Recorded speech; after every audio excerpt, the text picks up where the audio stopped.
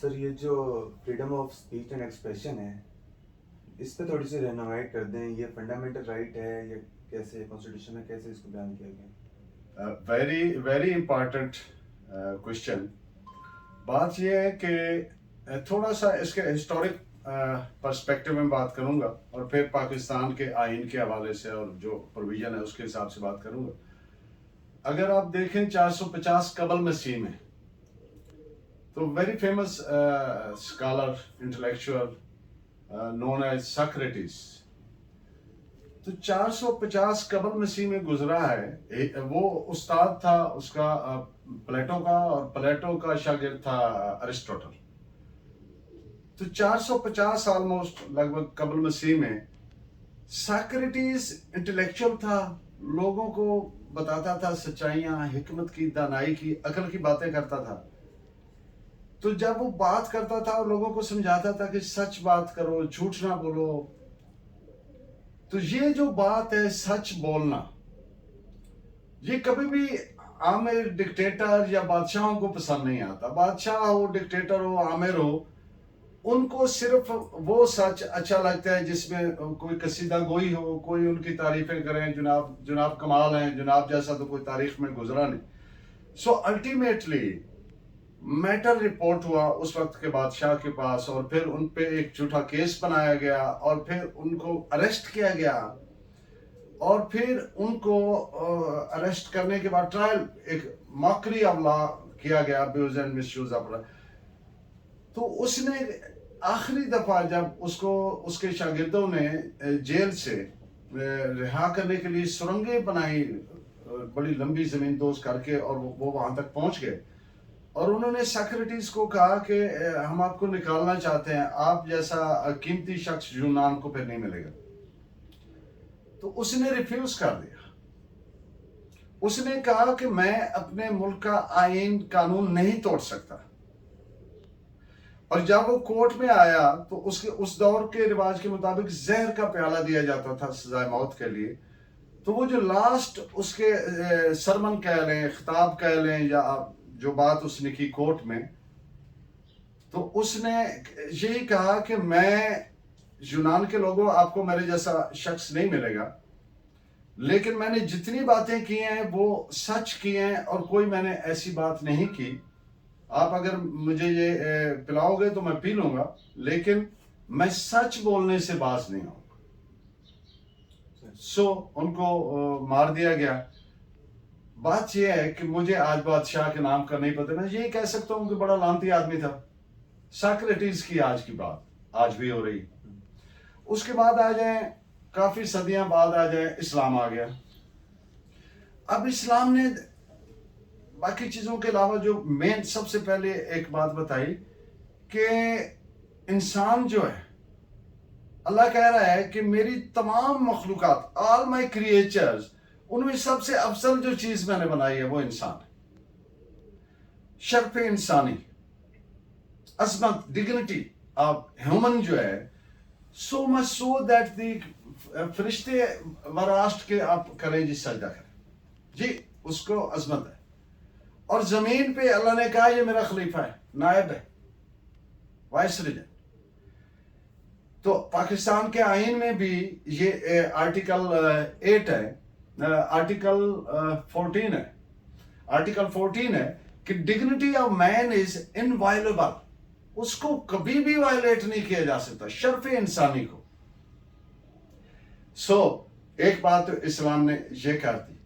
دوسری بات یہ ہے کہ آقا علیہ الصلوۃ والسلام کے پاس ایک شخص آیا کہ میں ساری عمر میں کافر تھا، گناہ گار تھا، میری اتنی بڑی عمر ہو گئی ہے، اب میں مسلمان ہوں، میں ساری برائیاں نہیں چھوڑ سکتا، کوئی ایک بات بتا میں چھوڑ دوں. آپ صلی اللہ علیہ وسلم نے فرمایا جھوٹ چھوڑ دو. اللہ کہتا ہے جھوٹ بولنے والوں پر میری لعنت ہے، لعنت اللہ علی الکاذبین. قرآن میں اللہ کہہ رہا ہے. میننگ دیر بائی کہ اسلام نے اتنا ایمفیسس لے کیا، اتنی تاکید کی سچ بولنے پر. اب مسلمانوں کی تربیت ہوئی اور مسلمان تھوڑے سے عرصہ میں آپ کو پروگریسو ہوتی ہوئی نظر آئے. جلد ہی ایک واقعہ ہو گیا جس کو آپ واقعہ کربلا کہتے ہیں. اب بات کیا ہے، یزید but notoriously he was known as a very corrupt person. اور صرف یہ نہیں تھا بلکہ وہ قرآنک ورسز کا اور جو مارل ویلیوز ہیں ان کا کھلم کھلا نہ صرف وائلیٹ کرتا تھا، ان پہ فخر محسوس کرتا تھا. یعنی قرآنی آیات کا مذاق اڑاتا تھا کھلم کھلا. وہ میں کہنا نہیں چاہتا، وہ ساری برائیاں کرتا تھا اور ان پہ فخر کرتا. جب اس کو کہا گیا کہ جی مجھے آپ اپنا خلیفہ مانے، تو حضرت امام حسین رضی اللہ تعالیٰ عنہ نے بولا کہ نہیں، یہ اس قابل نہیں ہے، یہ ٹھیک نہیں.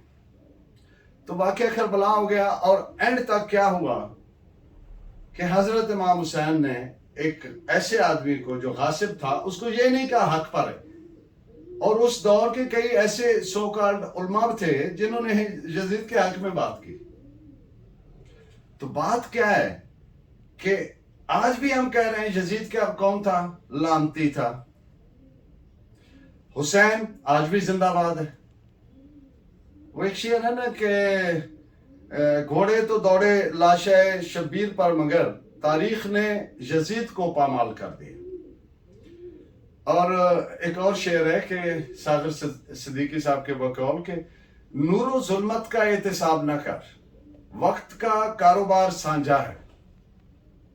نور و ظلمت کا احتساب نہ کر، وقت کا کاروبار سانجا ہے.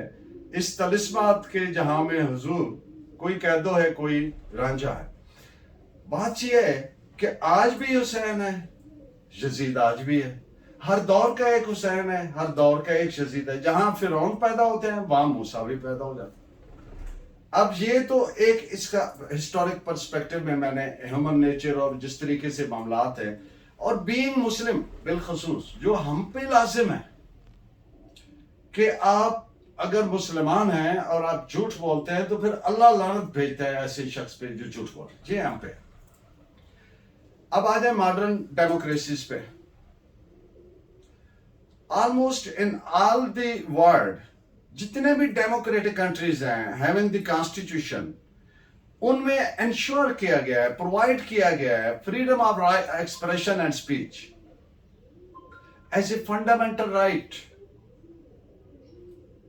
آپ جانتے ہیں کہ جو کانسٹیٹیوشن ہے، Jean Jacques Rousseau was a western philosopher who provided the separation of powers theory. اسی تھیوری میں وہ ایک جگہ کہتے ہیں کہ انسان آزاد پیدا ہوا ہے لیکن دنیا میں جہاں مرضی دیکھیں وہ جکڑا ہوا ہے، وہ غلام ہے، اس کو قید کر دیے گئے. تو یہ سوشل کنٹریکٹ تھا جو الٹیمیٹلی منتج ہوا different constitutions of the democratic states. تو پاکستان کے کانسٹیٹیوشن میں آرٹیکل 19 یہ کہتا ہے کہ freedom of speech and expression shall be the right of every citizen. shall be the. اب جو قانون کے پریکٹس سے ہیں، قانون سے وابستہ لوگ وہ جانتے ہیں کہ جہاں پہ ورڈ shall آ جاتا ہے it becomes mandatory. There lies no discretion with anybody. وہ لازمی ہے. shall be the right of every citizen of state. اس کے ایک ہی سبجیکٹ ٹو ریزنیبل ریسٹرکشن کیا گیا ہے. مثلا یہ ہے کہ امورل نہ ہو، انڈیسینٹ نہ ہو، وغیرہ وغیرہ، یا مذہب کے بارے میں، اسلام کے بارے میں، یا کسی اور بھی مذہب کے بارے میں، یا جو فارن سٹیٹس ہیں ان سے ہمارے ریلیشنز کے بارے میں وغیرہ. 2-4 اس طرح کی اس پہ سب ریسٹرکشنز ہیں. ادروائز جو رائٹ ہے وہ لازمی ہے، مینڈیٹری ہے، اس کو کوئی بھی نہیں لے سکتا. یہاں پر ایک اور بات اس سے ملتی جلتی کر کہ آرٹیکل 4 آف دی کانسٹیٹیوشن کہتا ہے کہ فنڈامنٹل رائٹ کہتا ہے کہ to be treated in accordance with law is an the inalienable right of every citizen of state. ایک اور آرٹیکل ہے آپ کے کانسٹیٹیوشن 1973 میں پاکستان کے، وہ ہے کہ آرٹیکل 8. آرٹیکل 8 کہتا ہے کہ فنڈامنٹل رائٹ کی انفرنجمنٹ ہو ہی نہیں سکتی، اس کا انحراف ہو ہی نہیں سکتا. اب انفارچونیٹلی اگر آپ پاکستان کی لمیٹڈ بات کریں تو پاکستان میں چونکہ بدقسمتی سے مختلف ادوار میں مارشل لاز رہے، کانسٹیٹیوشنز ایبروگیٹ ہوئی ہے، سسپینڈ ہوئی ہے، تو یہاں پر اس طرح سے ڈیموکریٹک نارمز ڈیولپ ہی نہیں ہوئے. آج کے دور میں بھی دیکھیں تو یہاں پر جو right of freedom and expression ہے وہ نہیں ہے. چینل، ادارے، صحافی، پریس، میڈیا، ایوری ویئر وہ صرف سرکاری سچ بول سکتے ہیں. اور آپ جانتے ہیں کہ وہ بادشاہ اور ڈکٹیٹر ہو، سرکاری سچ کیا ہوتا ہے؟ وہ جو قصیدہ گو، مالشیے اور خوشامدی ہوتے ہیں، جناب بالکل واہ کمال ہے، آپ جیسا کوئی نہیں تھا.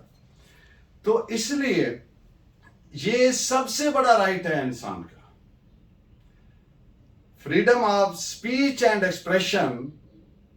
اگر آپ یہ سمجھیں کہ میں مبالغہ کر رہا ہوں، لیکن آپ غور کیجئے گا، فنڈامنٹل رائٹ ہے، رائٹ ٹو لائف، اس سے بھی قیمتی ہے.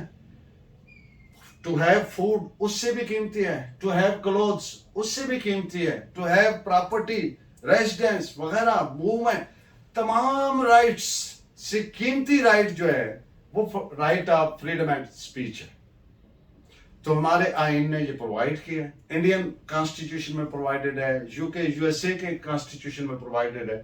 لیکن اس کی بدقسمتی سے یہ اس کی وائلیشن ہو رہی ہے، اور وائلیشن ہو نہیں سکتی. As I have earlier said کہ آرٹیکل 8 جو ہے وہ انشور کرتا ہے کہ کوئی فنڈامنٹل رائٹ اس کی انفرنجمنٹ ہو ہی نہیں سکتی، اس کی خلاف ورزی ہو ہی نہیں سکتی. تو پاکستان میں اب دیکھیے، اگر ایگزیکٹو کہیں پہ وائلیٹ کرتی ہے، فنڈامنٹل رائٹ انفرنج کرتی ہے، تو آپ کہاں جائیں گے؟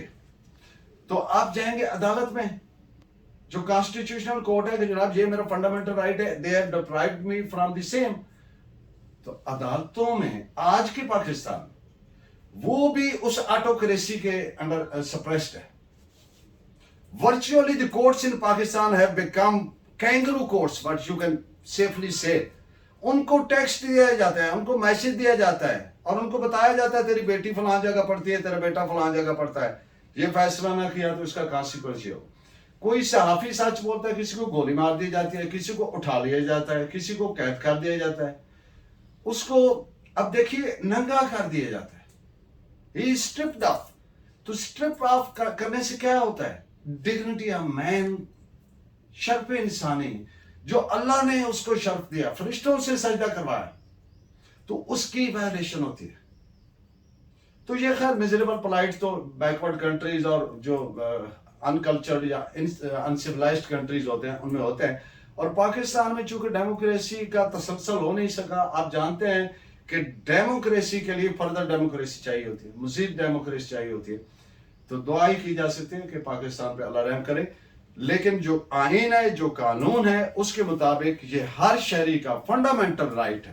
آپ کا بہت شکریہ. Thank you very much.